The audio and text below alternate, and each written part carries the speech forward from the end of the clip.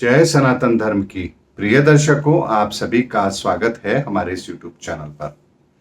दर्शकों, 30 जून से 139 दिनों के लिए शनि वक्री होने जा रहा है। शनि इस समय पर बहुत बड़ा रोल प्ले कर रहा है इस ब्रह्मांड के अंदर, और इस साल का तो वो राजा भी है। ऐसे में राजा की चाल का वक्री हो जाना अपने आप में असाधारण घटना है। हर राशि के अंदर वो वक्री तो जरूर होता है, लेकिन इस बार जो वो कुंभ राशि के अंदर वक्री हो रहा है, जो उसकी अपनी राशि है, और हाल ही में जिस तरह का परिवर्तन हम देख रहे हैं, 13 दिन का पक्ष हम देख रहे हैं कि वर्तमान में चल रहा है, इन सब बातों को कंसोलिडेट करते हुए एक प्रमुख घटना जो निकल करके आती है वो ये आती है कि शनि इस बार कुछ बड़ा करने वाले हैं।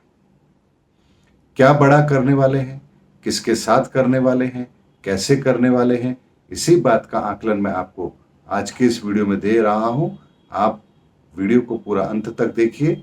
आपका जो भी लग्न है, जो भी राशि है, उसके आधार पर आपके साथ क्या घटित होने वाला है, आज इसका पूरा आकलन मैं आपको जरूर दूंगा। दर्शकों, आप इस वीडियो को पूरा देखें उससे पहले आपको एक बात और समझनी है। यदि आप लोगों को दो चीजें पता नहीं है कि आपका लग्न क्या है और आपकी राशि क्या है, तो समझ लीजिए कि ज्योतिष विद्या के बारे में आप जितनी भी जानकारी लेंगे वो आपके पूरी तरह से काम आने वाली नहीं है, क्योंकि आपको यही नहीं पता है कि आप किस लग्न के स्वामी हैं, आपकी राशि क्या है। बहुत से लोगों को ये पता होता है कि हमारी राशि ये है, लेकिन उनसे पूछा जाता है आपका लग्न क्या है, ये लग्न ये तो हमें पता नहीं क्या है। तो आपको यदि आपका लग्न नहीं पता है तो आप 90% एस्ट्रोलॉजी के बारे में सही जानकारी रखते ही नहीं है। और अगर केवल आपको राशि पता है तो आप केवल 10% ही जानकारी ज्योतिष के संदर्भ में रखते हैं, और उसका उतना ही लाभ आप ले पाएंगे। इसीलिए अपना लग्न और अपनी राशि, ये दो चीज हर व्यक्ति को पता होनी चाहिए। इसके बिना आप ज्योतिष के किसी भी सूत्र को अपने जीवन में शामिल नहीं कर पाएंगे। दर्शकों, आगे बढ़ते हैं। शनि वक्री होने जा रहे हैं। अब शनि जब कुंभ राशि में वक्री होने जा रहे हैं तो सबसे पहले एक बात को समझिए कि मेष लग्न के व्यक्ति, ध्यान से समझिएगा, मेष लग्न के व्यक्ति, तो आपका मेष लग्न है यानी कि पहले घर में 1 नंबर है, और 11वें घर के अंदर इस समय पर शनि का गोचर है। लेकिन आपकी राशि तो कोई भी हो सकती है। आप मेष राशि के व्यक्ति भी हो सकते हैं, वृषभ के भी हो सकते हैं, मिथुन के भी हो सकते हैं। यानी लग्न बेशक आपका मेष हो, लेकिन राशि तो आपकी 12 में से कुछ भी हो सकती है। ऐसे में राशि के आधार पर नहीं बल्कि लग्न के आधार पर इस चीज को समझिए कि आपके साथ में शनि क्या करने वाला है। ऐसे में 11वें भाव के अंदर बैठा हुआ शनि मेष लग्न के व्यक्तियों के लिए आपकी जो इच्छाएं हैं, जो आप करना चाहते हैं, वहां ब्रेक जरूर लगाएगा। आलस का भाव आपके अंदर शामिल हो जाएगा। यानी किसी भी काम को जहां पहले बहुत फुर्ती से कर लिया करते थे, अब ठीक है करते हैं, देखते हैं, यही प्रवृत्ति आपकी चलेगी। अब इच्छा पूर्ति आपकी कौन सी नहीं होगी, इसका आकलन कैसे होगा?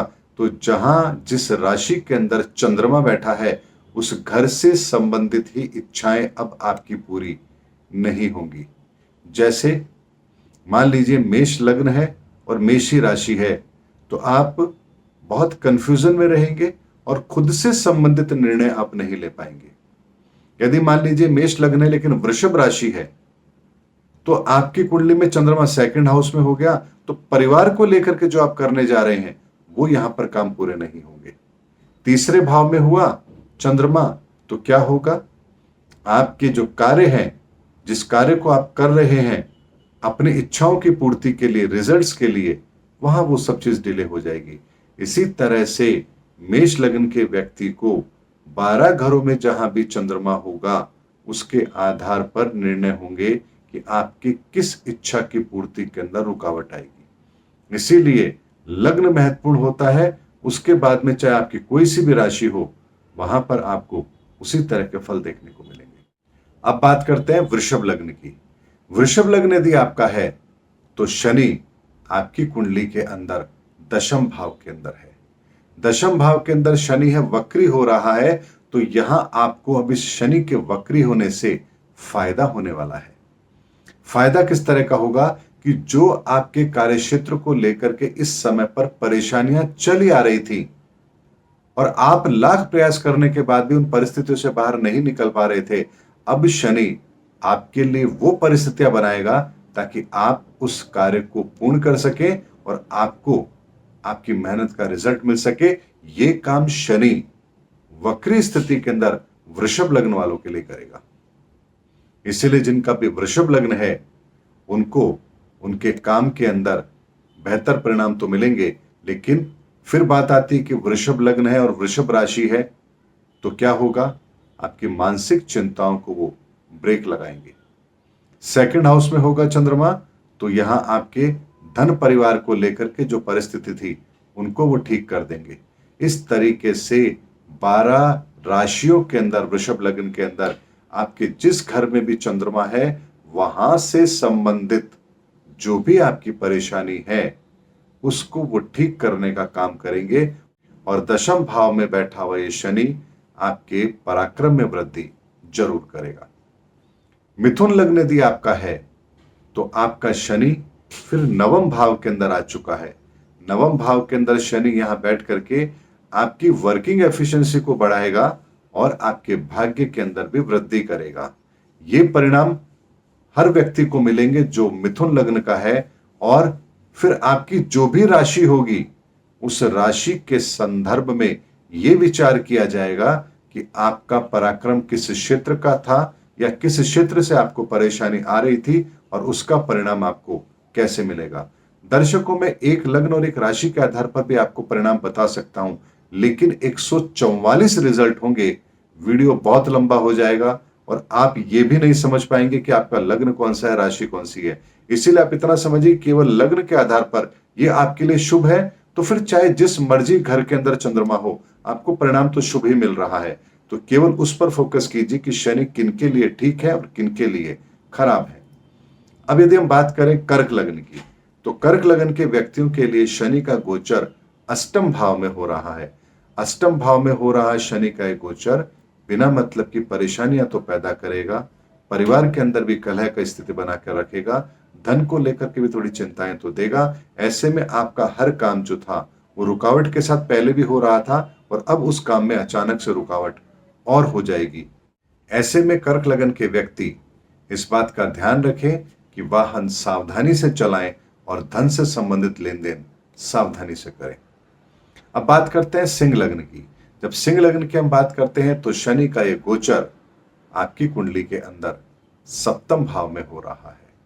सप्तम भाव में हो रहा है यह गोचर आपके अंदर कॉन्फिडेंस के अंदर कमी करेगा, आलस का भाव लेकर आएगा और जो आपके पार्टनरशिप में काम हो रहे हैं या आप नौकरी भी कर रहे हैं, आपके डेली सोर्स ऑफ इनकम है, वहां पर आपको कुछ कमी आती हुई नजर आएगी।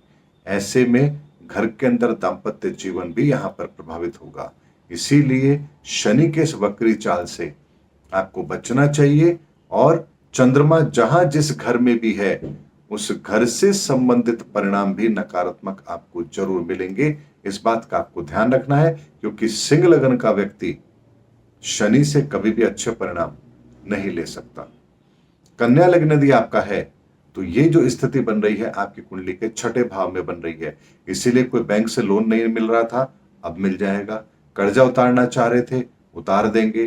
कोई लिटिगेशन पहले से आपका चल रहा था, फैसला आने वाला है, आपके पक्ष में आए, इसकी संभावना बनेगी। यानी जहां जहां आपके काम बिगड़ रहे थे वहां से अब आपको राहत मिलना शुरू हो जाए, ये कन्या लग्न वालों के साथ होगा।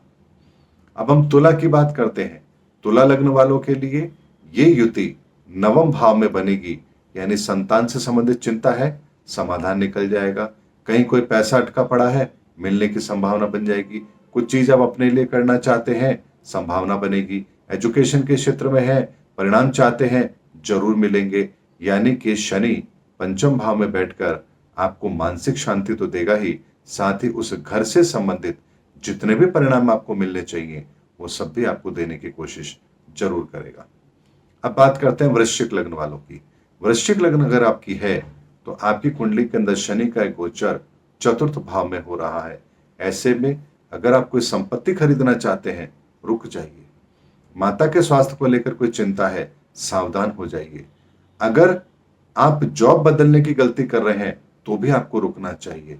ऐसे में शनि का ये गोचर जो आपकी कुंडली के अंदर दशम भाव में है और यहां वक्री शनि अब आपको अपनी संपत्ति को लेकर के थोड़ा सा सावधान कर रहा है कि माता, वाहन, भूमि, गाड़ी, जमीन जायदाद, पैतृक संपत्ति, इनसे संबंधित जो भी निर्णय है आपको 139 दिन के लिए स्थगित जरूर करने चाहिए। दर्शकों, यदि आपका धनु लग्न है तो आपकी कुंडली के अंदर ये गोचर जो हो रहा है वो तीसरे भाव में हो रहा है, इसीलिए लंबी यात्राओं से बचें, अपने छोटे भाई के साथ संबंध अच्छे रखें, अनावश्यक यात्राएं ना करें और अपने कार्य को सीमित करें, या कोई भी कार्य जो आप कर रहे हैं उसकी डबल प्लानिंग चेक कर लीजिए कि आप जो कर रहे हैं उसके परिणाम अगर आपके विपरीत हुए तो आपको कितना बड़ा नुकसान हो सकता है। इन सब बातों का आकलन करने के बाद ही आप आगे बढ़े। दर्शकों, यदि मकर लगन की आपकी कुंडली है तो शनि का एक गोचर आपकी कुंडली के अंदर सेकंड हाउस में बन रहा है। ऐसे में परिवार को लेकर, धन को लेकर के आपकी जो परेशानियां हैं उससे बाहर निकलने का आपको रास्ता मिलेगा। आपकी वाणी के अंदर भी एक अच्छा परिवर्तन आपको देखने को मिलेगा, यानी कि आप सौम्यता के साथ अब बात करने लगे हैं। जहां पहले बात बात पर आप गुस्सा हो जाया करते थे, वहां आपके अंदर एक धैर्य आ गया है। तो शनि का एक गोचर वाणी के घर में बैठकर, धन के घर में बैठकर, कुटुंब के घर में बैठकर आपको उस घर से संबंधित अच्छे परिणाम देगा।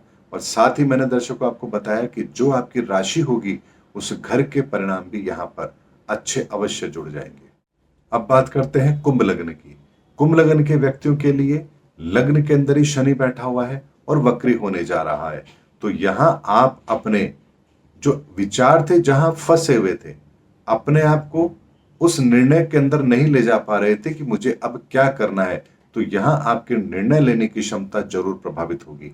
आपके काम करने की गति भी बढ़ेगी, आपकी जो टेंशन थी वो भी कम होगी, डेली सोर्स ऑफ इनकम के अंदर वृद्धि भी होगी और आपका आत्मबल भी यहां आपको बढ़ा हुआ नजर आएगा।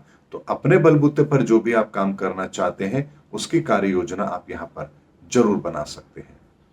मीन लग्न यदि आपका है तो शनि का एक गोचर आपके 12वें भाव में हो रहा है, तो सावधान हो जाइए। परिवार के अंदर किसी न किसी तरह का मेडिकल एक्सपेंसेस होगा, अनावश्यक खर्चे भी जरूर होंगे।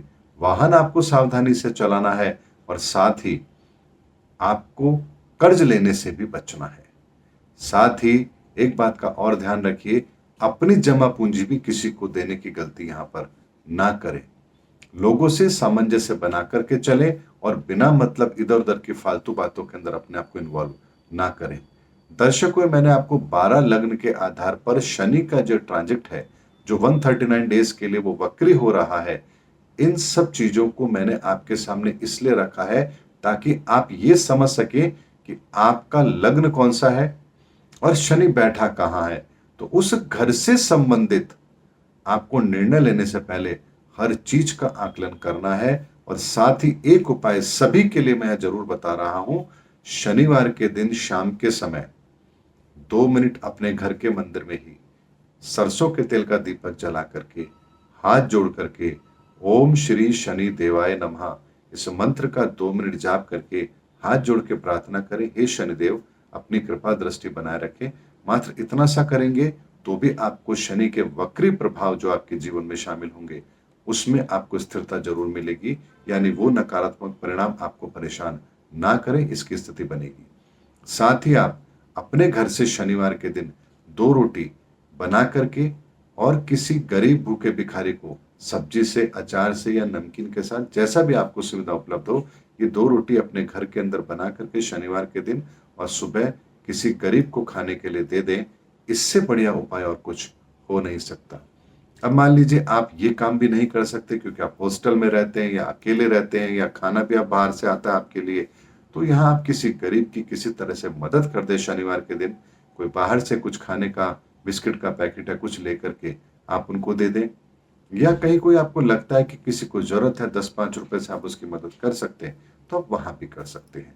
दर्शकों, ये उपाय और ये जो शनि का गोचर है मैंने आप लोगों के सामने इसलिए रखा है क्योंकि वर्तमान समय के अंदर यदि आप सही दिशा में हैं, सनातन के साथ जुड़कर कार्य कर रहे हैं, स्वार्थी नहीं है, तो निश्चित मानिए शनि का जो गोचर है, जहां शनि वक्री हो रहे हैं, तो ये आपको बिल्कुल भी नकारात्मक परिणाम नहीं देंगे। थोड़ा बहुत 2-5% परिणाम देकर के ये अपना काम करके चले जाएंगे। इसलिए दर्शकों, शनि के इस वक्री दशा के अंदर आपको क्या करना है, इसका पूरा आकलन मैंने आपको दिया है। यदि आप अपना लग्न नहीं जानते, राशि नहीं जानते हैं, तो ये सुविधा मैं आप लोगों के लिए निःशुल्क उपलब्ध करा सकता हूं। आप अपने date of birth, birth time और बर्थ प्लेस हमें भेज दीजिए। मैं आपको आपका क्या लग्न है और क्या राशि है, ये आपको जरूर बता दूंगा। इसके लिए फोन करने की आवश्यकता नहीं है, केवल एक मैसेज करिएगा कि मुझे अपना लग्न और राशि जानना है और मेरी डेट ऑफ बर्थ ये है। स्टाफ आपको पूरी तरह से आपकी मदद करेगा और आपको ये व्हाट्सएप के मैसेज के माध्यम से जरूर बता देगा कि आपका लग्न क्या है और आपकी राशि क्या है। मिलते हैं दर्शकों अगले वीडियो के अंदर। तब तक के लिए जय हिंद, जय भारत, जय सनातन धर्म।